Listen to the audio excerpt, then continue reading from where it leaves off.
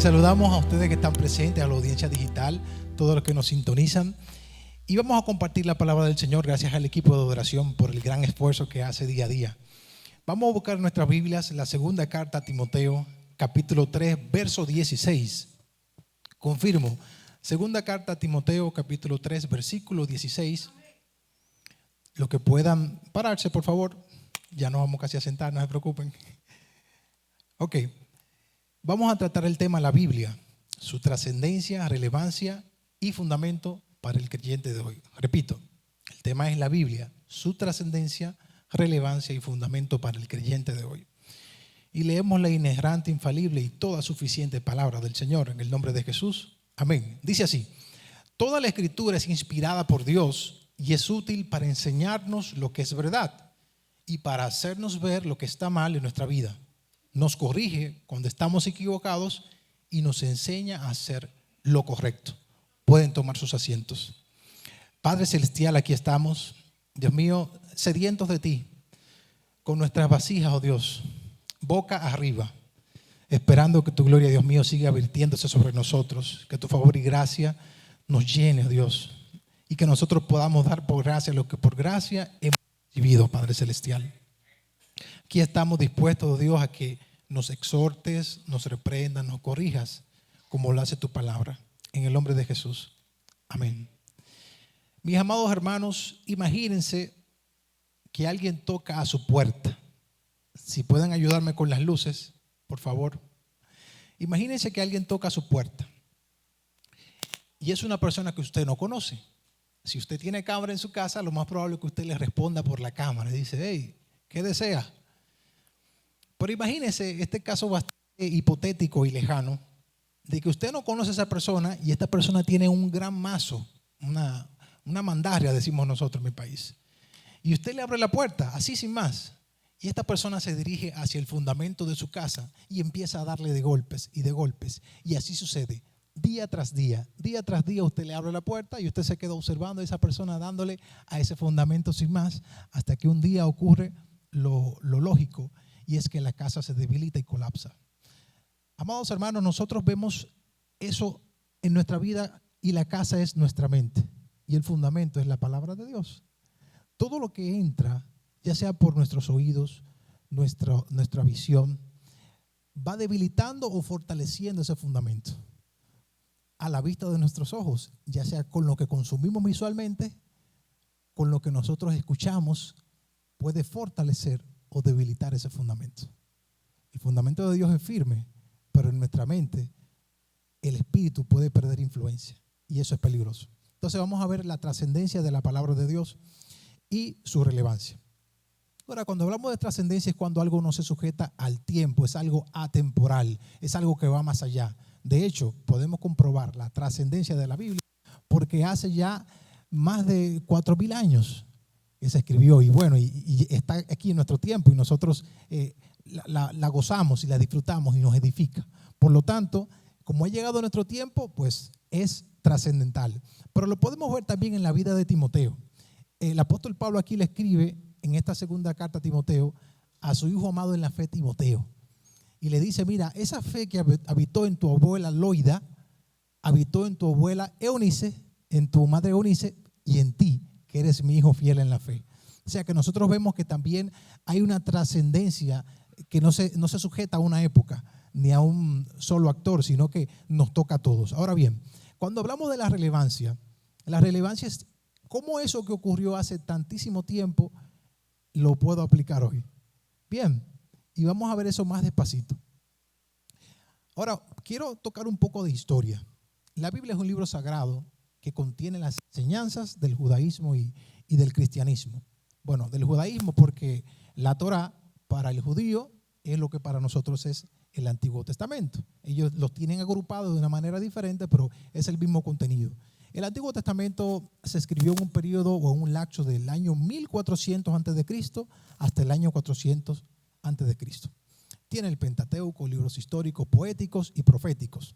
Bien, y se compone de 39 libros. Ahora, el Nuevo Testamento tiene 27.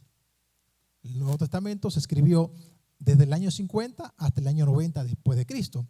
Contiene los evangelios, epístolas paulinas, epístolas universales y el Apocalipsis. Bien, los libros deuterocanónicos son los libros aceptados por la Iglesia Católica. Bien, esos libros nosotros no los aceptamos, pero ellos tienen el libro de Tobías, Judith, Sabiduría de Salomón, Primera de Macabeos, Segunda de Macabeos. Esos son los deuterocanónicos. Ahora, los libros apócrifos son esos libros que nadie quiere porque contradicen literalmente enseñanzas y doctrinas fundamentales de la Escritura. Entre estos libros se encuentran el libro de Enoch, el Evangelio de Mateo, de Tomás y el Evangelio de Judas. Por eso usted ve esos documentales en Discovery que dicen el Evangelio de Tomás, lo que la iglesia te quiere ocultar. Hermano, lo que pasa es que son libros que se pueden tomar como históricos en ciertos aspectos, pero a nivel de doctrina no encajan con la doctrina bíblica. ¿Ok? Y por eso están fuera. Ahora, la pregunta viene a la sala. ¿Qué es la palabra de Dios? Bueno, la palabra de Dios es parte de los pensamientos que Dios ha vertido utilizando como vasijas hombres comunes y corrientes para comunicar un mensaje. De manera que la mente de Dios no cabe en 66 libros. Imagínense, un Dios infinito, un Dios santo. Ahora bien, Dios vierte los pensamientos en cuanto a salvación se refiere, porque no olvidemos que la Biblia, ese es su tema central, la salvación del hombre, o sea, del ser humano, de cómo Dios creó al ser humano, el ser humano se desvía y de cómo ese Dios amoroso quiere alcanzarlo para tener comunión con Él. No somos nosotros que buscamos tener comunión con Dios. Una vez el Señor nos enseña a amar, una vez el Señor nos enseña a tener comunión con Él, pues nosotros empezamos a amarle a Él y entonces anhelamos tener comunión con Él. Pero el que nos busca primero es Dios. Bien, ok. Ahora, ¿cómo la palabra de Dios se define? Y me llama la atención de cómo la palabra de Dios, el Señor inspiró a 40 autores o a más de 40 autores de diferentes estratos sociales, a reyes, campesinos, y médicos, pescadores, recaudadores de impuestos. Es como una amalgama tan amplia que usted queda, wow, impresionante, como Dios usa a quien sea. No tiene que ser al que tiene un doctorado, un PhD. Gloria, puedes prepararte, o sea, no es nada malo que tengas conocimiento, pero también puede usar al campesino. ¿Qué? Y lo que Dios tenga que decir a través del campesino es también edificante, siempre y cuando el Señor lo use. Ahora bien, ¿cómo se define la palabra de Dios a ella misma? El Salmo 119, verso 105 dice: lámpara es a mis pies tu palabra y lumbrera a mi camino. O sea que la lámpara del Señor para nosotros es su palabra. Yo sé que nosotros venimos de países donde la luz se va. El apagón aquí es un tema muy interesante porque es como todo un acontecimiento. Se fue la luz, wow. En mi país los apagones se programaban. Ya uno sabía que iba a tener 12 horas de apagones. Y decían en el primer servicio que cuando modificaban el schedule del apagón y que no se iba a la hora que tenía que irse, uno entraba como en ansiedad. ¿Y cuándo se va a ir la luz? Y ya se va a ir de noche, y va a hacer calor. Y uno entraba como en esa ansiedad. Y uno sabía que cuando el apagón te agarraba de noche, eso era de repente, hermano. Eso no era que de repente, puf, se fue la luz y te quedabas en tiniebla total. Y tú empezabas a vocear: los fósforos, la vela, la lámpara están allí. Entonces, imagínense cuando alguien entonces encendía la lámpara y ahí tú veías la luz. Oh, así es la palabra de Dios en este mundo de oscuridad. Y gracias a Dios por su infinita misericordia que nos la ha revelado. Ahora, la palabra de Dios, según Hebreos 4:12, se define como espada también. Dice: porque la palabra de Dios es viva y eficaz y más cortante que toda espada de 2 filos y penetra hasta partir el alma y el espíritu, las coyunturas y los tuétanos, y discierne los pensamientos y las intenciones del corazón. La palabra de Dios es tan poderosa. Nosotros a veces podemos tener un pensamiento equivocado cuando venimos aquí a escuchar un sermón y cuando Dios dirige una palabra específica a nuestro espíritu. Si tenemos una mente carnal, podemos nosotros pensar: eso fue mi mujer que le contó al pastor. O puedo pensar: eso fue mi esposo que le contó al pastor. O eso fue fulanita que yo se lo dije y le llegó al pastor. Hermano, como que creemos que Dios no habla. Hermano, Dios habla a través de su palabra. Habló, habla y hablará. Y seguirá ministrándonos. Y nos reprende, nos exhorta. ¿Ok?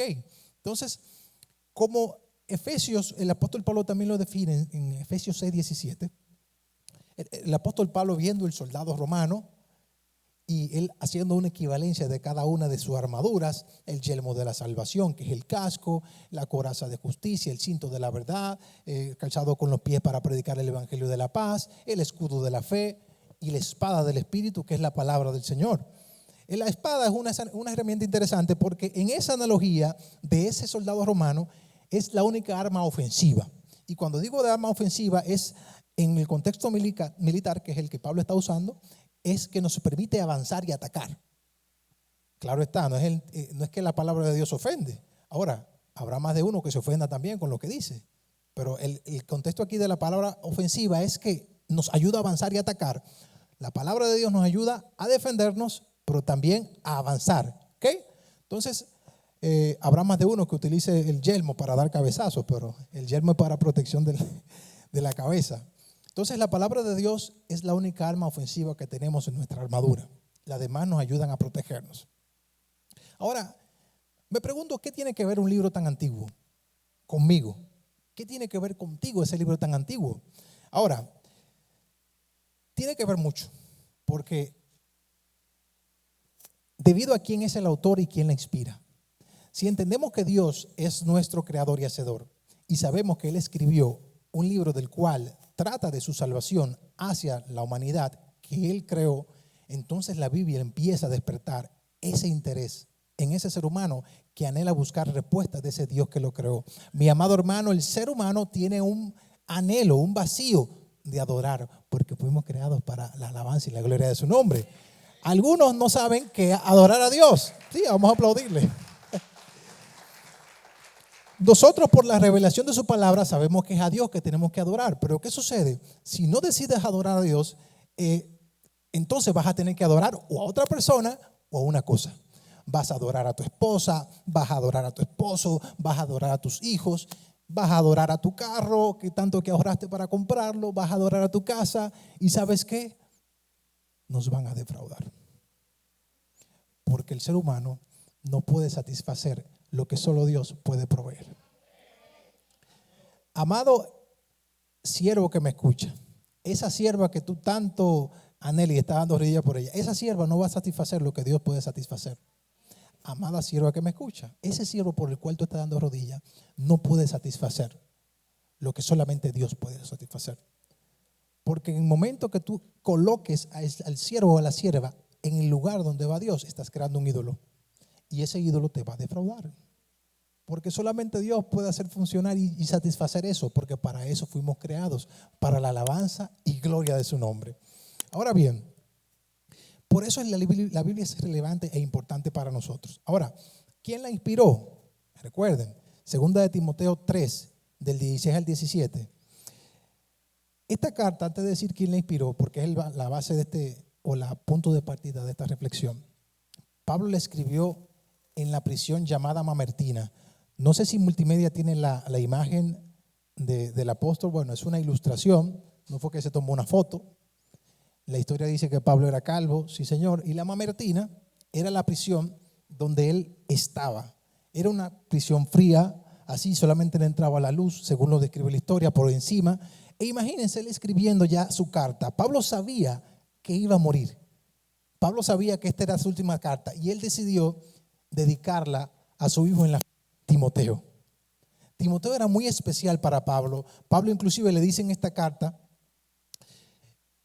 Timoteo, yo recuerdo que tú lloraste, me acuerdo de tus lágrimas cuando nos separamos, porque Timoteo amaba a este hombre y Timoteo realmente se iba a sentir solo una vez el apóstol Pablo partiera.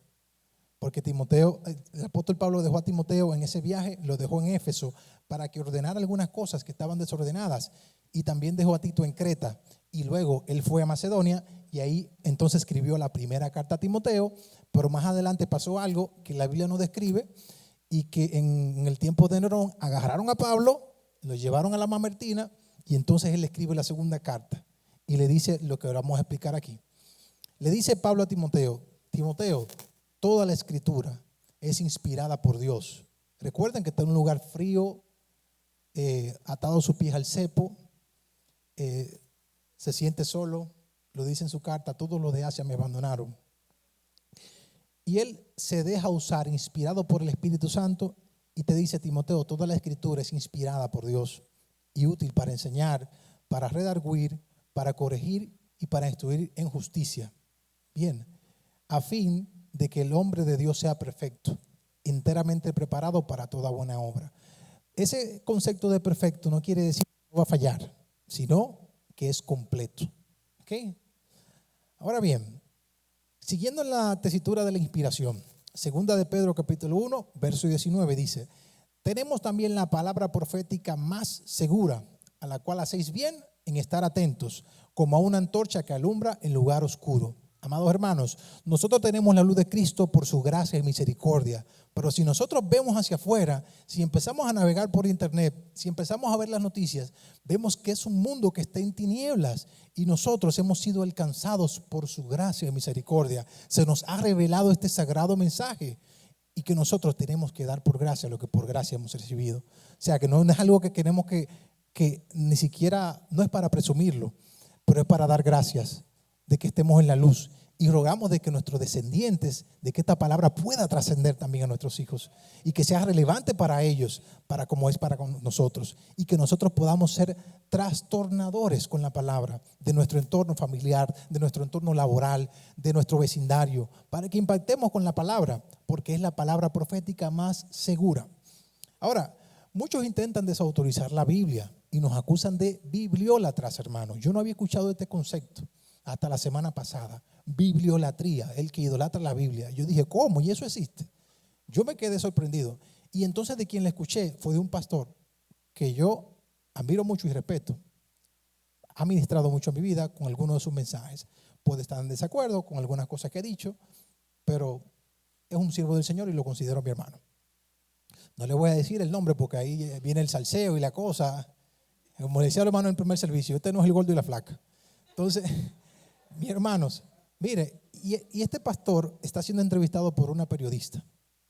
Y la periodista, entre el va y ven, dice, ¿y tú usas la palabra de Dios como referencia para todo? Y él muy orondo así, muy abierto, dijo, no, yo uso a Dios para todo.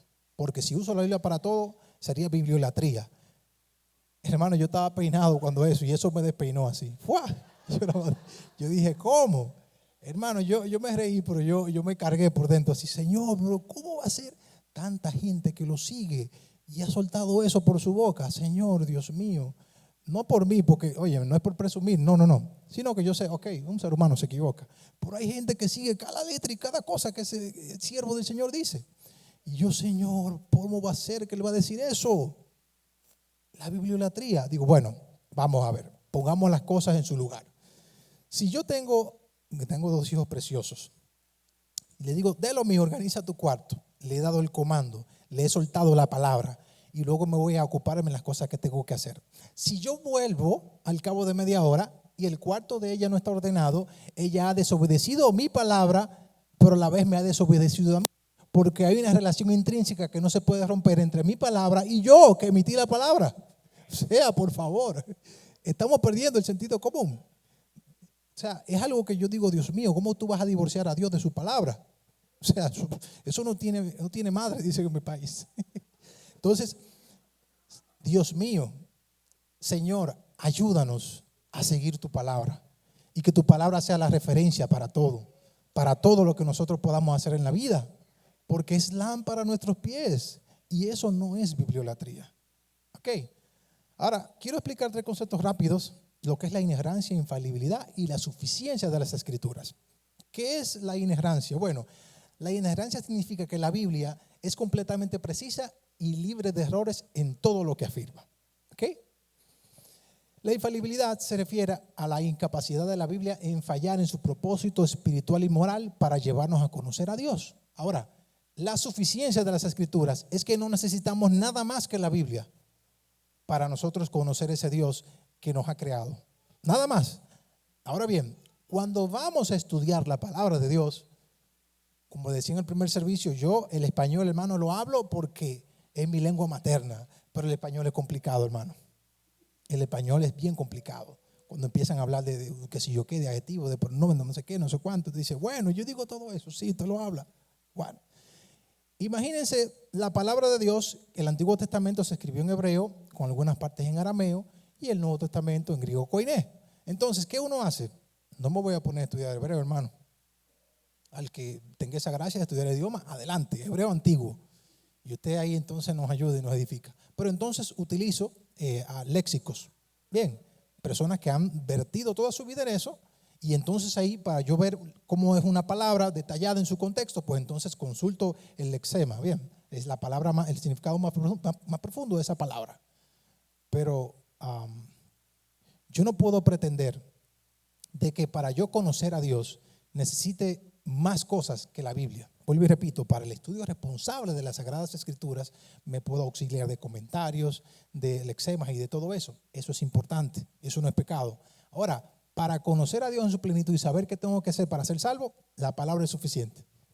Bien, para profundizar, claro que uno utiliza otros recursos. ¿Me debe entender? Hay buenos libros y buenos recursos. Ahora bien, recapitulando, vimos un poquito de datos históricos acerca de la Biblia y su composición. Comunicamos de cómo la palabra de Dios se define a ella misma como lámpara y como espada. Es un libro antiguo, pero tiene que ver todo conmigo. Vimos que Dios la inspiró y conocimos la diferencia entre inerrancia, infalibilidad y suficiencia. Ahora bien, entramos al punto de la relevancia. Cuando hablamos de la relevancia, como dije al principio, es buscar eso que se escribió y fue inspirado por Dios hace tanto tiempo, ¿cómo lo aplico ahora en la actualidad?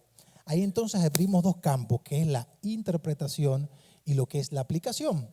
Sabemos que el texto bíblico tiene una sola interpretación y es dada por el Espíritu, ¿ok? Pero un mismo texto tiene diversas aplicaciones. Puedo aplicarlo en mi relación matrimonial, puedo aplicarlo en mi relación con los hermanos, puedo aplicarlo en mi relación laboral. Entonces, hay varios problemas al entrar en este campo de la relevancia de las Escrituras. Por ejemplo, el primer problema es la paradoja. La paradoja es una aparente contradicción. ¿Okay? Entonces, cuando nosotros tratamos de extraer esa relevancia, buscando esa aplicación o esa interpretación, me puedo encontrar con esta primera piedra. Quisiera que Multimedia me coloque Proverbios capítulo 26, verso 4, porque aquí hay una paradoja interesante. Y recuerde que la paradoja es una aparente contradicción. No es una contradicción, como acabamos de decir. La Biblia está libre de errores. Cuando nosotros encontramos paradojas en las Escrituras es porque nos falta información. ¿Lo entendió? ¿Lo entendió? Amén. Ok. Dice Proverbios capítulo 26, verso 4. Nunca respondas al necio de acuerdo con su necedad, para que no seas tú también como él. El verso 5 dice: responde al necio como se merece su necedad, para que no se estime sabio en su propia opinión. Hermano, cuando yo estaba más joven, sigo siendo joven, hermano, yo leí esto y vi de eso y dije: Salomón, dime, ¿le respondo o no le respondo? Vamos a ver, una cosa o la otra. ¿Qué hago? Tener un cortocircuito cerebral. Señor, y esto. Y ahí es donde el corazón hace tum, tum, tum, tum, tum. Ay, Dios mío. Pero es sencillo. Cuando encontramos cosas como esta es porque nos falta información. Nos falta abrir la perspectiva y ver todo el consejo de Dios en cuanto al punto señalado. Esto es tan sencillo como sigue. Aquí Salomón nos está indicando que hay ocasiones en donde cuando el necio se pone necio, es sabio callar. Pero hay ocasiones donde hay que responderle. ¿Lo entendió? Sencillo. Punto. Ahora bien, yo se lo puedo explicar con un ejemplo que me pasó laboralmente. Yo estuve entrenando a un compañero de trabajo que iba para otra área en la empresa y me lo asignaron un mes completo. Él no hablaba español, yo no hablaba inglés, hermano, usted sabe, nos comunicamos con el inglés de Efraín, no el inglés nato. Bueno, el asunto es que este joven era diferente a mí totalmente, porque venía como con unos t-shirts extraños. No es que yo juzgue a la persona por su ropa, no. Es que se movían cosas medio oscuras ahí. Porque los t-shirts que traía eran como muy llamativos pero negativamente para mí y a mi espíritu. Me hacía mucho ruido porque venía con nombres extraños. Había uno que tenía como una carabela hundiéndose en un fango y decía como suicide. Y yo decía, güey, ¿y eso qué significa? Y me decía, es una banda de hard metal. Ahí fue que me di cuenta que le gustaba el heavy metal. Y yo, es una banda de heavy metal. Ok. Y yo, suicide. Ok. Y después venía con otra banda. Bueno, él es loco con los heavy metal. Yo, ok. Pero no voy a decir, apártate de mí, Satanás, porque hay una labor que tengo que hacer. Y yo ahí, íbamos interactuando acerca de cosas del trabajo y cosas personales. Y más o menos, usted sabe, uno tiene que disparar cuando Dios nos ordene. O sea, uno no puede venir, ¡ay, eso es satánico! Te va a poseer Satanás. O sea, uno tiene que ir suavecito, ¿me entiende? O sea, tranquilo. Y yo veo que él tiene cierta resistencia a la cosa del Señor. Y en una, creo que la segunda semana de yo compartir con él, vamos caminando por la empresa y él me dice, Efraín, tú irradias una paz impresionante, tú como que ves todo positivo. Y ahí el Señor me dijo, dispara. Siervo, dispara. Lo tienes ahí en la mira. Dije, sí, Señor, disparo. Dije, ¿tú sabes por qué tengo esa paz? Es por quien vive dentro de mí, Jesucristo mi Salvador. ¿Sabes? Eso no viene de mí. Y la mamá me dijo, oh. ¿Sabes? Porque la gente que a veces quiere como que tú digas, sí, tú sabes qué, yo hago meditación, hago yoga, no sé qué, ¿sabes? Los tiempos modernos de ahora. Yo me leo a los sabios del oriente, tú sabes, sí. Hermano, la paz que sobrepasa tu entendimiento te la da Cristo, punto. Eso no sale de aquí, hermano, eso viene de arriba. Bueno, le dejé pasar todo eso de los teachers, no reaccioné, fíjese. Y él, llegaban muchas piezas a mi lugar de trabajo. Yo trabajo con los trabajos como más pequeños porque tienen como muchos cambios. Y tienen que tener como conocer cada pieza. Y cada vez que me llegaban las piezas yo decía, gracias a Dios que llegaron estas piezas y pudimos hacer este trabajo. Y bueno, tenía a Dios en mi boca cada rato. Tenía a 2 Dios por minuto. Yo, O sea, gracias a Dios, gracias a Dios. Bueno, el asunto es que en una él dice, gracias a nosotros. Hermano, le dejé pasar esa también. Sí, porque es que uno a veces no puede reaccionar a la primera. Y eso me cayó pesado, pero dije, tranquilo, que no se ha ordenado disparar. El cielo que comanda. Te dice, tranquilo, mantén posición, firme. Sí, Señor, mantengo posición, firme. Hermanos, se puso un t-shirt que dice, where is your God? Y también el cielo me dijo, no dispare. Y le dije, ahora mire, hey, lo vi. Y le dijo, sí, yeah. Me dijo, yeah. Y yo, no dispare, tranquilo. Porque dice el necio en su corazón, ¿dónde está Dios? Ya tú sabes, tranquilo, como dice la pastora. Ahora hubo un tema que él me tocó, con el mismo t-shirt que él tenía puesto. Tenía ya su 4ª semana conmigo, acerca de eso, del suicidio. Y él me lo quiso como romantizar. Dijo, no, sí, es el final eterno de los problemas temporales. Y ahí me dijeron, dispara. Yo dije, no, ahí es donde empiezan tus problemas, porque existe un cielo y un infierno, y si tú no tienes a Cristo, tú sabes. Y nada más dijo, sí, porque no es polémico el muchacho, es bien tranquilo, pero hay que disparar. Le digo este ejemplo porque pasaron tantas cosas y no disparé la palabra, pues tranquilo, porque quería hacerlo, estaba como, tú sabes, como que, déjalo salir, Señor, suelten el kraken, pero no, tranquilo. Y entonces, ok, habla cuando yo te diga. Y ese fue el punto. Y estamos en eso. Y yo sé que Él está abierto a escuchar, porque hay cosas que Él me lanza, pero se las voy lanzando despacito. Bien, entonces hay oportunidades donde es mejor guardar silencio. Tranquilo. Y no le está faltando al Señor. Pero ahí entra el discernimiento. Discernimiento. Es importante tener al Espíritu Santo dentro para que te diga qué hacer. Porque si dejamos nuestra carne, uno quiere resolverlo a los puños. ¿Qué dónde está mi Dios? Ven que te lo voy a enseñar. Y el Señor me dijo, tranquilo, eso no es así. Eso no es así, tranquilo, espérate. No sale lo de Pedro así. Ahora, estamos en el punto de la relevancia. Otro problema al buscar la aplicación del texto bíblico sagrado y su interpretación son los falsos maestros, hermanos. Hermanos, es fácil identificar un falso maestro. Un falso maestro es el que enseña algo contra escritura. ¿Qué significa eso? Que donde la Biblia dice derecho, el maestro enseña izquierdo. Eso es un falso maestro porque está enseñando algo que está contra la escritura. Un falso maestro es lo que te enseña algo que está fuera de la escritura. La escritura no habla nada de eso, pero entonces le empieza a enseñarte de eso. O sea, háblame de la Biblia. Yo no puedo aquí hablar a ustedes de un sueño, que más adelante vamos a tocar eso, para establecerlo como doctrina. Hermano, la escritura es la que tiene la autoridad. ¿Ok? Para establecer doctrina. Ahora, también un falso maestro, y esta es la más difícil de todas. Esta característica es la más difícil. Un falso maestro es el que tuerce las sagradas escrituras, hermano.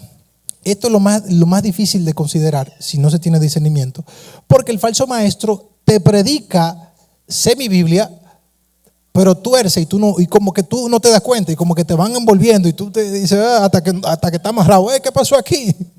Entonces hay que huir de los falsos maestros, porque al fin y al cabo tuercen las escrituras. Miren, las escrituras se pueden torcer, no es que se debe, estoy diciendo un hecho, algo que pasa, se puede torcer. Por eso Pedro, en la segunda carta a Pedro, capítulo 3, verso 15 al 16 dice, ahí Pedro está hablando acerca de la venida del Señor, que algunos la tienen por tardanza, y Pedro sigue en su exposición y dice, y tened entendido que la paciencia de nuestro Señor es para salvación, como también nuestro amado hermano Pablo, según la sabiduría que le ha sido dada, os ha escrito, casi en todas sus epístolas, hablando en ellas de estas cosas, entre las cuales hay algunas difíciles de entender, las cuales los indoctos e inconstantes tuercen, como también las otras escrituras, para su propia perdición. Los indoctos aquí son los que no han sido instruidos en las cosas espirituales. Entonces, estas personas que no han sido instruidos en las cosas espirituales, que no conocen la palabra de Dios, empiezan a decir, tú ves, la Biblia se contradice. Tú ves, aquí dice que yo puedo tener más de una mujer. Tú ves, aquí se dice que yo puedo ir a emborracharme en la taberna. Tú ves, aquí, y empiezan a tomarlo y sacarlo todo de contexto, porque lo hizo Sansón, porque lo hizo fulano, y empezamos, y eso es peligroso. Porque nunca se puede sacar un verso de su contexto. ¿Se acuerdan de Proverbios 26, verso 4? Vemos, y esto es una sátira, puedo abrir una iglesia cristiana evangélica que no le responde a los necios. Pero viene mi hermano Israel, dice en verso 5, no. Iglesia cristiana evangélica que le responde a los necios. Y entonces Israel y yo nos enfrascamos en una discusión. Israel, que no hay que responderle a los necios. Israel diciendo, sí, es bíblico, hay que responderle a los necios. Y por no ver todo en su contexto, pues nos dividimos. Y estamos del mismo lado, pero por no ver todo en su contexto, vienen los problemas. Ahora, lo de torcer la Sagrada Escritura, eso no es nuevo. Eso lo hizo el diablo desde el principio. Cuando le dijo a Eva, ¿y Dios dijo que ustedes iban a morir? No van a morir, sino que van a ser como Dios, conociendo el bien y el mal. Hasta ahí el diablo tenía razón. Íbamos a ser como Dios en cuanto al conocimiento del bien y el mal. Pero lo que nos mintió es que dijo que no íbamos a morir. Y sí morimos, hermano. No físicamente, pero espiritualmente nos desconectamos de Dios. ¿Ok? Y entró la muerte y el pecado por medio de Adán. Ahora bien, si vamos al Mateo capítulo 4, verso 6. Aquí vemos la tentación de Jesús. Y vemos a Satanás tentando al mismísimo Hijo de Dios. Él no podía enviar a un principado, no pudo enviar a un gobernador, a una potestad, a un demonito. No, él tuvo que ir él mismo, porque dijo, bueno, este es grande liga, este me lo he hecho yo al buche. Bueno, dice así Mateo 4:6. Y ahí es Satanás que está hablando. Dice, si eres hijo de Dios, échate abajo, porque escrito está, a sus ángeles mandará cerca de ti y en sus manos te sostendrán, para que no tropieces con tu pie en piedra. Fíjense cómo se tuercen las escrituras. ¿Por qué? Porque ahí no está hablando de que te tires de un edificio que él te va a recoger. Bien, ahora, el diablo aprovecha este momento de debilidad, podríamos decirlo así, del maestro, porque viene ya de 40 días de ayuno, había hambre, hermano, y lo primero a que le tiró fue el estómago. Ey, esa piedrita se ve sabrosita. Imagínate que se convierta en un croissant, Vamos a ver, una mordida. Ey, discúlpenme los que están en ayuno, Imagínate que se convierta en un croissant con jamoncito ahí y un quesito. Y el maestro, no solo de pan vive el hombre, escrito está. Bueno, el asunto es que vemos cómo el maligno utiliza la misma palabra de Dios y la tuerce. Bien, y los falsos maestros que hacen eso, lo hacen para su propia perdición. ¿Ok? Ahora, no solamente los falsos maestros, también las conversaciones vanas y profanas desvían nuestras creencias. Por ejemplo, en la segunda carta a Timoteo, capítulo 2, versos 16 al 18, dice, evita las palabrerías vacías y profanas. Escuche bien lo que Pablo está diciendo. Porque los dados a ellas conducirán más y más a la impiedad, y su palabra se extenderá como gangrena, es decir, como cáncer, entre los cuales están, hermano, yo no menciono nombre, pero Pablo lo suelta así de una vez. Entre los cuales están Himeneo y Fileto, así, que se han desviado de la verdad diciendo que la resurrección ya tuvo lugar, trastornando así la fe de algunos. Amados hermanos, no podemos adjudicarle inocencia a Himeneo y Fileto, porque ellos estaban enseñando algo que no había ocurrido. Ellos decían la resurrección ya se efectuó. ¿Y qué pasaba? La fe de muchos fue trastornada. Pongámoslo aquí en la actualidad, la gente poniendo fecha a la venida de Cristo, que viene el 17, que viene el 18, que no, que ahora el 24, que no, que eso era. Hermanos, el Señor no nos ha mandado a calcular fechas. Por eso es que uno no le puede adjudicar inocencia a esas personas. Decir, no, eso es que anhelan la venida del Señor con tanta pasión. No, hermano, porque Mateo 24:36, ¿qué es lo que dice? Que el día ni la hora. Pues usted se lo sabe. Pues usted no lo pueden venir a engañar con fecha. Y decirte entonces con matemáticas como extraña. Te dicen, ok, una generación son 80 años. ¿Cómo lo saben? No lo sé, hermano, pero sigamos el razonamiento. Israel fue instituido en el 48. Si le sumamos 80, son tantos. Y si quitamos 3 ceros, siervo, y si no le quitamos los 3 ceros, ¿qué pasa? Porque ya está condicionando el asunto. Y si sumamos los dígitos, y si no sumamos los dígitos, siervo, ¿qué pasa? Porque, y entonces, estamos en una numerología como extraña. Y vi mucha gente, hermano, vi muchos videos, y eso lo vi con el corazón en la mano, de gente que decía, puse unas palomitas a hacer y me aparecieron el número tal y tal, lo sumé, 18, Cristo viene el 18. Y yo decía, Dios mío, ¿cómo va a ser? Ni la escritura lo dice. Hubo otro que utilizó la escritura en Éxodo y dijo, mira, aquí está oculto la fecha. Y yo, Dios mío, qué acrobacia exegética hizo para llegar ahí. Hizo una maroma exegética. Dios mío, ¿cómo va a ser? ¿Cómo, Dios mío? Hubo otra que dijo, Dios me sanó de cáncer, columna, disco 9, tal cosa, tengo la fecha en mi columna, 9:18. Y yo me quedé, what? Dije, Señor, ¿cómo puede ser esto? Qué fácil somos nosotros para engañar si no estamos cimentados en la roca, hermano. Ok. Por eso Pablo dice, mira, Pablo se fue con una preocupación a la tumba. Los falsos maestros, los lobos rapaces. Porque él sabía lo fácil que es el corazón humano de ser engañado si no estamos fundamentados en la roca. Por eso nuestra mayor preocupación siempre debe de estar que nosotros estemos fundamentados en la roca, que es Cristo, hermano. No en nuestro razonamiento ni en nuestro conocimiento, que es bueno. Otra conversación que no edifica, y voy a ayudar a los siervos con este ejemplo. 2 personas, 2 siervos de Cristo, sí, lavados, redimidos por la sangre del Señor, conversando de cuál actriz de Hollywood se ve mejor. Fíjense, mire cómo lo estoy diciendo. Solteros, lo ayudé, están solteros. ¿A dónde consigue esa conversación? ¿Hacia dónde nos lleva esa conversación?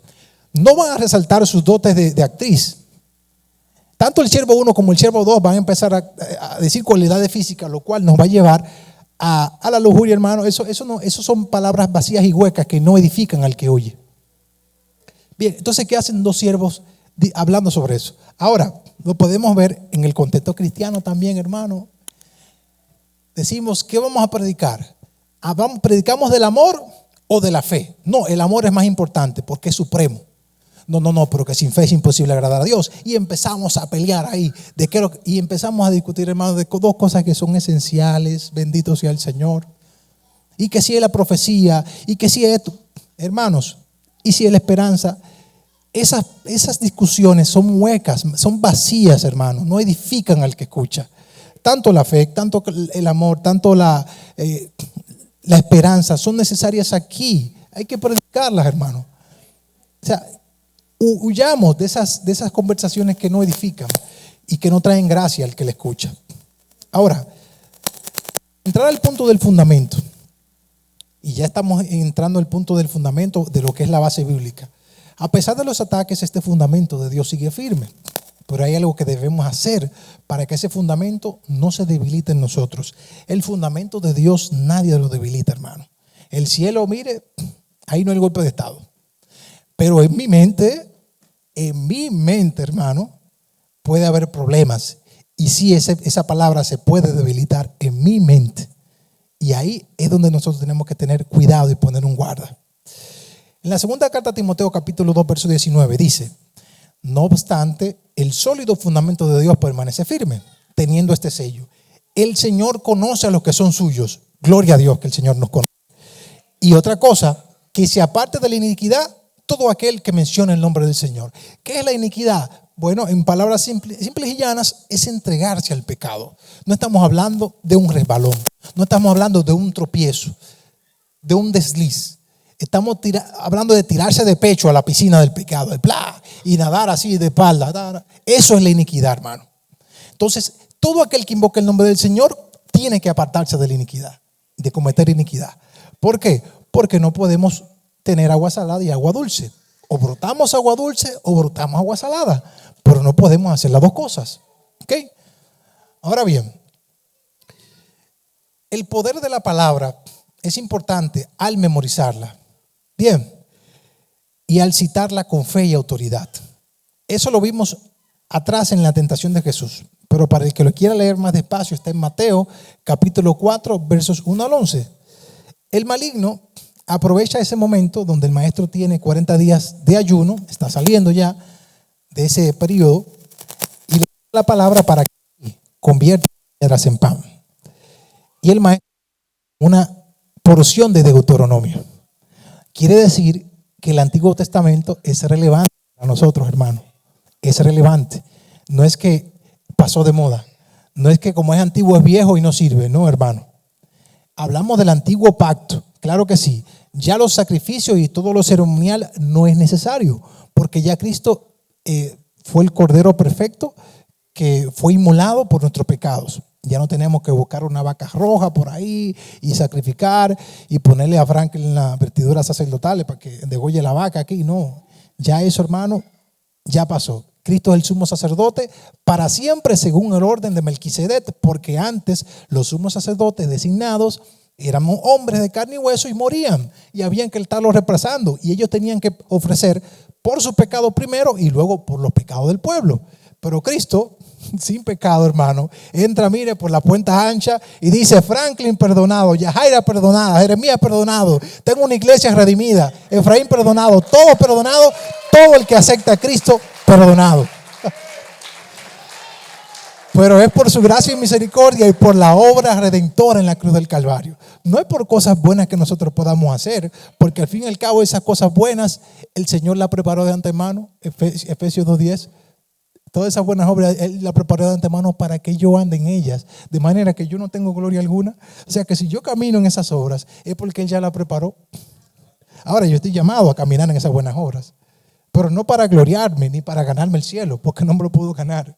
El cielo simplemente yo hago así y me lo dan, porque se da por gracia, por Cristo. Yo no puedo ganarme el cielo, hermano. Y eso es pura gracia. Nosotros ninguno calificábamos. Y por eso es bueno tener la palabra en la mente.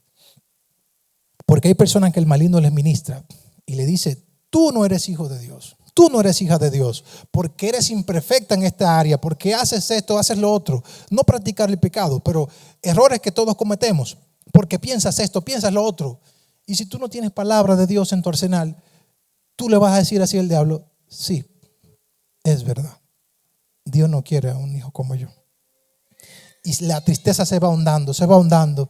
Hermano, en el nombre del Señor, esos argumentos tienen que caer por tierra, pero por el poder de su palabra. Dice la Escritura que yo soy nación santa, real sacerdocio, pueblo adquirido por Dios, por su sangre. Entonces, eso tengo que tenerlo. Y cuando vengan esos pensamientos, claro está, tengo que apartarme del pecado. ¿Okay? No puedo hacer alianza con el pecado. Pero si caigo, ahí está el Hijo de Dios para restaurarme. Si fallo, ya sea en palabra, ya sea en pensamiento, ya sea en acción, tengo que arrepentirme y tengo que repetirme la palabra constantemente. Entonces, el maestro tenía la palabra ahí, hermano. Pam, pam, pam. El maligno, mira esto. Mira, tírate de ahí. Y Dios le dice, la Escritura dice también que no debo de tentar al Señor, mi Dios. Ven acá, mira, aquí todo esto es mío. Si tú me adoras, yo te lo doy. No al Señor es que se adora.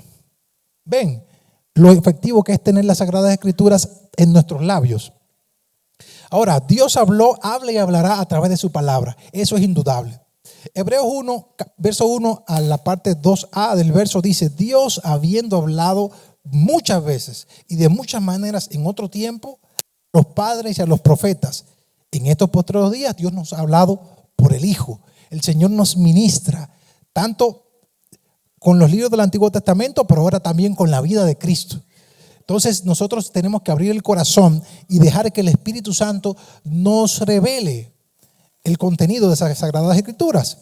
En Juan 14:26 Jesús dice: mas el Consolador, el Espíritu Santo, a quien el Padre enviará en mi nombre, Él os enseñará todas las cosas y os recordará todo lo que yo os he dicho. El Señor se lo está diciendo a sus discípulos ahí. Todo lo que el Maestro ha dicho, el Espíritu Santo se lo va a recordar. Pero para nosotros ese verso se aplica, pero de la siguiente manera: todo lo que tú leas, el Espíritu Santo te lo va a acordar. Porque yo no he escuchado a Jesús diciendo eso, pero sí lo leo. Entonces lo que yo lea, el Espíritu Santo me lo acuerda en el momento oportuno. Y eso es como una lanza, es como una espada que corta toda inmundicia. ¿Ok? Ahora, tengo que hacerlo con fe. No seamos como los estudiantes que no estudian y dicen: el Señor me va a ayudar. Yo voy a pasar este examen en el nombre de Jesús. Todo lo puedo en Cristo que me fortalece. Si no estudia, espera tu F. Espera tu 0. Y no diga: Dios es malo. No, tienes que estudiar. Entonces, de lo que tú estudies, el Señor te va a obrar y te va a acordar lo que estudies. O sea, no seamos irresponsables. No cerremos las Escrituras y el Señor me va a revelar a mí. No, estúdiala. Estudiémosla, me incluyo también. No digamos: el Señor me la va a revelar. No, me va a revelar, pero cuando la estudies. Ok. Entonces, hermanos, la iglesia es columna y baluarte de la verdad. En 1 Timoteo 3, versos 14 al 15 dice: aunque espero verte pronto, te escribo estas cosas para que si me retraso sepas cómo deben comportarse las personas en la familia de Dios. Esta es la iglesia del Dios viviente, columna y fundamento de la verdad. Hermanos, por mucho tiempo yo creí que la verdad se defendía sola. Escuche bien, hay mucha gente que todavía piensa así, que dice: no, la palabra de Dios no hay que defenderla, ella se defiende sola. Hermanos, dice Pablo aquí a Timoteo que es la iglesia columna y baluarte de la verdad. ¿Qué es un baluarte? Un baluarte en una ciudad amurallada es como esa torre que sobresale, y no es una torre simplemente para vigilar, es una torre para atacar. Tiene cañones, tiene municiones, tiene armas, y esa torre, ese baluarte impide que el ejército enemigo avance. ¿Y cómo lo vamos a atacar así solamente diciendo: ay no, enemigo, quédate afuera? O quedarnos ahí: ah no, déjalo que se acerque, que la verdad se defiende sola. No, hay que defenderla, hermano. Y la iglesia está para eso. La iglesia es columna y baluarte de la verdad. No olvidemos eso. ¿Ok? No es que vamos a entrar en altercados ni ser contenciosos, porque el siervo de Dios no debe ser contencioso. Pero más adelante vamos a ver. Ahora, los peligros de desviarse de la palabra y sus consecuencias son varios. En la segunda carta a Timoteo 3:13 vemos cómo este fundamento se puede socavar por los falsos maestros y cómo el apóstol Pablo le dice a Timoteo: mira, esta es una consecuencia para los que tienen conversaciones vanas, para los falsos maestros y el comportamiento de los hombres de los últimos días. Dice: pero los hombres malos e impostores irán de mal en peor, engañando y siendo engañados. Hay gente, hermano, que está sinceramente equivocada y con la instrucción de las Sagradas Escrituras no quieren enderezar su pensamiento. Entonces, por eso es que debemos de ser siempre lo más bíblico que podamos. Porque en el momento de que nosotros empezamos a alejarnos de las Sagradas Escrituras, entonces entramos en un ambiente como místico espiritual, y como que ya no se sabe en qué pie estamos parados. ¿Por qué? Porque empiezas a hablarme de cosas como espirituales y místicas que no están en la palabra, entonces ya no estoy obligado a creerlas. Y les digo un secreto a voces: no todo lo espiritual es de Dios, hermano. Existe un mundo espiritual abierto. Hermano, Dios prohíbe el espiritismo. ¿Por qué será? ¿Por qué será? ¿Qué será? ¿Qué será? Hermano, el mundo espiritual es un mundo complejo. Es una manera ilegal de entrar al mundo espiritual. Usted se va a encontrar ahí a un ángel de luz que le va a decir: tengo una revelación para ti. Tú que has entrado al mundo espiritual mediante un medio, yo tengo una revelación. Tú eres hijo de Dios. Y aquí está la revelación que te voy a dar. Y empieza a darle una revelación contraria a la Biblia. Y la persona: sí, y lo vi con mis ojos. Hermanos, las señales no son indicios de que las cosas son de Dios. Hay espíritus engañosos que hacen milagros. Hermanos, mientras nosotros podamos, y que Dios nos dé fuerza y salud, mantengamos nuestra mente en la palabra. No todo lo espiritual proviene de Dios. Que una gente empieza a levitar aquí: sí, es un siervo del Señor. Hermano, veamos el fruto. Es el fruto que hay que ver. Y el carácter. ¿Exalta a Cristo o está señalando todo para Él? Son cosas que tenemos que observar, hermano. Hermanos, La segunda carta a Timoteo 4, versos del 1 al 4 también dice lo siguiente. Y recuerden que Pablo está preso. Usted vio la ilustración ahí. Pablo está preso escribiendo estas palabras y con una gran preocupación por Timoteo y la iglesia universal. En presencia de Dios y de Cristo Jesús, quien un día juzgará a los vivos y a los muertos cuando venga para establecer su reino, te pido encarecidamente, predica la palabra de Dios. Oiga, la palabra de Dios. Palabra, subráyelo. Mantente preparado, sea o no el tiempo oportuno. Corrige, reprende y anima a tu gente con paciencia y buena enseñanza. Porque a veces cuando tenemos mucho celo por la palabra y mucha pasión, venimos, hermano, con el palo así. Que tú no entiendes eso. Y pío, lee la Biblia. Tiene ya 5 años y no entiende eso. No, hermano. Enseñándole con paciencia. Una buena enseñanza. Nada de agresión. Y el verso 3 y 4 es el que quiero resaltar. Llegará el tiempo en que la gente no escuchará más la sólida y sana enseñanza. Seguirán su propio deseo y buscarán maestros que les digan lo que sus oídos se mueren por oír. Rechazarán la verdad e irán tras de mitos. Mira, no me hable del perdón ni de la salvación. Dime del sueño que tú tuviste y de la revelación y lo que te dijo San Miguel cuando tú lo viste en la visión. Eso es lo que yo quiero escuchar. No me diga lo que dice la palabra porque ya eso yo me lo sé. Dime algo nuevo. Hay un espíritu ateniense que ahora impera en esta época, que queremos escuchar las cosas nuevas. ¿Qué tú me traes? De hecho, le citan muchos versos bíblicos a la gente y la gente se aburre. Ay, qué aburrido. Esto parece un estudio bíblico. ¿Y qué de malo es que tenga un estudio, que sea un estudio bíblico? O malo sería si estamos estudiando el Corán aquí. Digo yo, no sé. Si estamos hablando palabra de Dios, tenemos que hablar de la Biblia. No puedo estar hablando yo. Puedo hablar de mis sueños en cuanto a las experiencias que he tenido con el Señor, siempre y cuando se alineen con la Escritura, pero las que no se alineen me lo guardo como experiencia personal, porque no puedo yo exponer un sueño aquí para establecer doctrina si al fin y al cabo fue una enseñanza para mí. Bien, ahora bien, Pablo dice llegará el tiempo, y yo digo sin temor a equivocarme, lamentablemente, que esos tiempos han llegado. La gente no resiste la sana doctrina. Se buscan y son personas, rebaños que crean a los falsos maestros. Queremos a alguien que nos hable de las cosas espirituales, aunque no estén en la Biblia. Queremos a alguien que nos hable de esas cosas espirituales, místico, maravillosas. Y empieza entonces un falso maestro y dice, pero yo voy a ocupar ese lugar. ¿Tú quieres que yo te hable de eso? Mira, tú sabes que Jesús murió, duró 3 días muerto, 3 días muerto. ¿Tú sabes dónde estaba?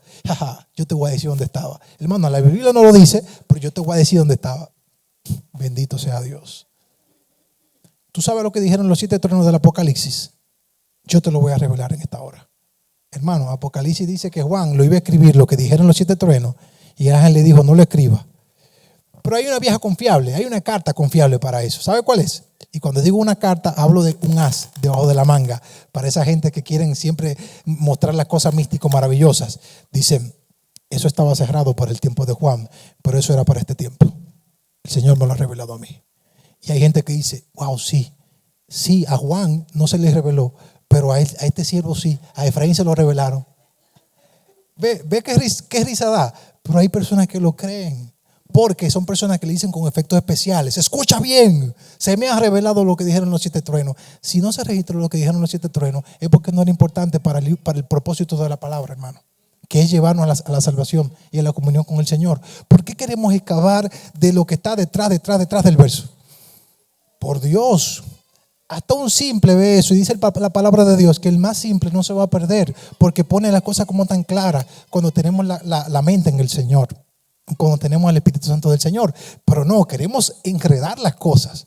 Y gente, hermano, que empezó en el cristianismo, gente que tenía la palabra de Dios como faro, ahora la desecha. Ahora la palabra se le quedó chiquita. Ahora ellos quieren la interpretación más profunda. Y vamos a los rabinos. Y vamos a la cábala y vamos a la interpretación que es una interpretación más profunda. Y como la palabra viene de los judíos, ellos tienen la verdad y hay que hacerle caso. ¿Sabe? La palabra así, al principio, ahora es esto, ahora es el rabino. ¡Wow! Hermanos, tengo mucha gente así. Con el dolor de mi alma lo digo. Para ellos, Gálatas es suficiente. el intento de judaizar a la iglesia, Pablo lo resistió hasta el último momento de su vida. Gálatas está ahí como un muro. No judaicen a la iglesia. Dios tiene su trato con los israelitas. Sí, amén, ahí. Pero la iglesia es otra cosa, hermanos. No judaicen la iglesia. A mí me gusta decir shalom, para que no digan, el faraón está... No, hermano, yo saludo con un shalom, pero no es porque yo diga, tiene que decirle Yeshua HaMashiach, porque si no, no te escucha. Hermano, Jesús sabe que yo no sé hebreo y que yo le digo Jesús y ya. Él sabe que yo lo conozco por Jesús y no se va a incomodar por eso. No, tiene que decirle Jesus. O Jesus, como dicen algunos. Ay, Señor, cuántas cosas tenemos que aprender. Y todo por despegarnos de la palabra.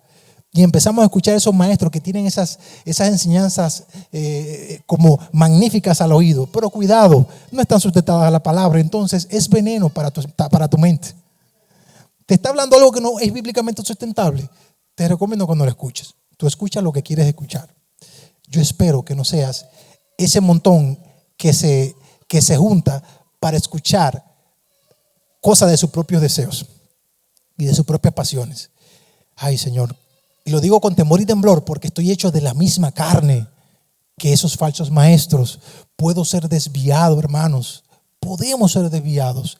Que el Señor nos ayude y que el Señor nos instruya cada día a hacer las cosas bien y a que nuestro corazón no sea engañado, hermano. No lo digo con soberbia ni con jactancia, vuelvo y repito. Es algo en lo que todos podemos caer. Podemos ser seducidos por el error. Bien, y yo un día de esto pararme y decir otra cosa, hermano, ¿se acuerdan lo que les prediqué? No, hay otra revelación. Mire, usted me apea de aquí lo más rápido que pueda. Y ore por mí. Ámeme, por favor. Tampoco no me excomulgue. Que Dios me guarde y nos guarde a todos del error. Ahora, sabemos que Dios habla también mediante sueños y visiones. Eso no lo podemos negar. Y no debemos desechar eso. Dios habla, hermano. Dios tiene un trato especial. Dios puede revelarte mediante sueños esa solución que tú estás buscando por esa situación familiar que estás enfrentando. Bien, Dios puede hablarte directamente, decirte, mira, no dobles ahí, no dobles a la derecha, dobla a la izquierda. Dios te lo puede hacer, hermano. Yo sé que muchos de ustedes han vivido esa experiencia. Dios habla. No quiero que desechemos eso. Dios usa a sus profetas en la actualidad, hermano. Dios, el don profético está activo. Lamentablemente, por muchos sinvergüenzas que se dicen ser profetas, que dicen cosas y empiezan a parafrasear, usted sabe, y a hacer cosas que no, chicle santo y escoba santa y camisa santa. Y tú dices, bueno, ¿y qué es todo santo ahora? Y yo quitarme la camisa y tirarla y usted decir, el ungido. ¿Qué es eso, hermano? Por favor. Entonces, cuando usted ve ese tipo de cosas, tú dices, hay maestros y hay profetas de Dios que te hablan cosas. Que el profeta se emociona de vez en cuando. Sí, hermano, el profeta se emociona. Es humano. Entonces usted coge la cosa que es de edificación y desecha lo otro. Escuchen lo que dice 1 Tesalonicenses 5:19 al verso 22. Dice, no apaguen al espíritu, no se burlen de las profecías, sino pongan a prueba todo lo que se dice, retengan lo que es bueno, aléjense de toda clase de mal. Eso es lo que tenemos que hacer. De hecho, en Deuteronomio 18, verso 21 al 22, hay otra pista más clara para saber cómo podemos agarrar al falso profeta. Tal vez pregunten, ¿cómo sabremos si una profecía viene o no del Señor? Dice, si el profeta habla en el nombre del Señor, pero su profecía no se cumple, ni ocurre lo que dice, ustedes sabrán que ese mensaje no proviene del Señor. Ese profeta habló sin el respaldo de mi autoridad y no tienen que temerle. Listo, hermano. Si la persona dijo algo que no se cumplió, pues ya se emocionó el siervo, se emocionó la sierva. ¿Ya? Ahora, amado, la palabra de Dios es en donde debemos estar firmes para establecer doctrinas que fortalezcan nuestras vidas y la iglesia. Los sueños y las visiones tienen su lugar y tienen su propósito. Vuelvo y les repito, el Señor nos habla, pero los sueños tienen diferentes fuentes. Puede venir de que nos acostamos llenos de tacos y de pupusas y tuvimos unas pesadillas, unas revelaciones medio extrañas, pero puede ser que sea el Señor hablándonos, puede ser que sean dardos del enemigo ministrándonos y pueden ser sueños de la carne. Por lo tanto, ahí entra también el discernimiento y tenemos que saber cuándo es una cosa o la otra. Bien, el tener mucho conocimiento es importante, amado, y estamos hablando en la sección del fundamento. Pero más importante aún después de tener el conocimiento, es la obediencia a los mandatos y ordenanzas del Señor prescritos en su palabra. Podemos tener toda la Biblia en nuestra mente, pero si no lo obedecemos, hermano, es como si nosotros tuviéramos una grave enfermedad y tenemos el frasco en nuestra casa, pero no tomamos la medicina. Tenemos el frasco en la casa, pero no tomamos la dosis que debemos. Esa medicina no nos va a hacer nada. ¿Por qué? Porque el medicamento no es bueno. No, es que yo no lo estoy digiriendo. No le estoy interiorizando, no le estoy aplicando. ¿Cómo va a funcionar? ¿Es poderosa la palabra? Sí. Pero ¿cómo? Si escucho que ame a mi hermano y lo primero que yo hago es voltear, si veo que está aquí, me voy por allí porque no me llevo con él. Entonces, ¿cómo va a hacer la transformación? ¿Cómo yo dejo que me transforme esa palabra? Exponiéndome a ella, pero también obedeciéndola. Como cada uno de nosotros aquí escuchando las Sagradas Escrituras, pero obedeciendo lo que me dice que haga. No es simplemente siendo oidores, sino hacedores. Santiago 1, verso 22 al 25 dice: pero sed hacedores de la palabra y no tan solamente oidores, engañándoos a vosotros mismos. Porque si alguno es oidor de la palabra, pero no hacedor de ella, este es semejante al hombre que se mira en un espejo su rostro natural, porque él se mira a sí mismo y se va y luego olvida cómo era. Mas el que mira atentamente en la perfecta ley, la de la libertad, y persevera en ella, no siendo oidor olvidadizo, sino hacedor de la obra, este será bienaventurado en lo que hace. Amados hermanos, el Señor Jesucristo compara a las personas que escuchan la palabra y no la hacen como el que construye la casa sobre la arena. Hermanos, la arena se ve firme mientras todo está seco. Y de hecho es más fácil hacer el fundamento, cavar, todo es más chilling, ¿no? Cero estrés. Pero hermanos, cuando viene la tempestad, esa casa va para abajo si edificamos en la arena. Pero el que construye sobre la roca, dice el Señor que lo compara cuando escucha la palabra y la hace. El asunto no es simplemente escucharla ni estudiarla, son pasos importantes y previos a la aplicación, pero también igual de importante es la aplicación. Hemos escuchado muchos escándalos en los últimos días de ministros, que pasó esto, pasó lo otro. Hermano, que Dios nos ayude no solamente a predicar esto, sino a vivirlo, porque el predicarlo simplemente no te transforma cuando tú la escuchas y la haces. Que el Señor nos ayude. Ahora, para concluir, y mientras el equipo de adoración se va preparando para disparar saetas a los cielos, algunos beneficios de la palabra de Dios. Miren, nosotros por la palabra de Dios conocemos acerca de Jesús, hermano. Porque ¿quién vino a revelar a Jesús aquí? ¿Un extraterrestre? Dijo, cree en Jesús. ¿Cómo conocemos a Jesús y su plan de salvación? Es por la palabra, hermano. No es por otra cosa, no fue un sueño que tuve y Jesús es mi Salvador. No, hermano. Por la palabra. Conocemos que no estamos solos, por la palabra. Sabemos que no somos de este mundo, por la palabra. Nos da dirección y propósito. Nos transforma y renueva nuestra mente. Nos protege del pecado. Nos fortalece en tiempos de dificultad. Nos da fe y confianza. Nos equipa para toda buena obra. Amado hermano, en este proceso de nosotros aplicar la palabra es vital la presencia del Espíritu Santo. Porque la palabra es como la pólvora, pero el Espíritu Santo es ese fuego que hace que esa pólvora explote y que esa palabra retumbe en nuestro interior para hacer cambios. El Espíritu Santo es quien nos abre el entendimiento para poder entender su palabra. Entonces es importante la presencia del Espíritu Santo en todo tiempo acá. Ahora, para los que no conocen al Señor, ninguno de estos beneficios es posible de alcanzar. Ninguno. Si no crees en Jesús, como dice la Escritura. Juan capítulo 7, verso 38 dice: el que cree en mí, como dice la Escritura, de su interior correrán ríos de agua viva. Amado hermano y amado amigo que me escucha, este es un día de salvación. Sin Cristo no hay gloria. Sin sumisión al Hijo no hay reino. Simplemente nos queda una expectación de un juicio. Ahora, si aceptas al Hijo, que es el mensaje de salvación que predicamos, el Señor ha preparado una morada para ti, donde ni la polilla ni el orín corrompe, y donde los ladrones no minan ni hurtan. Nosotros tenemos que tener nuestra mirada en Cristo. Los hombres fallamos.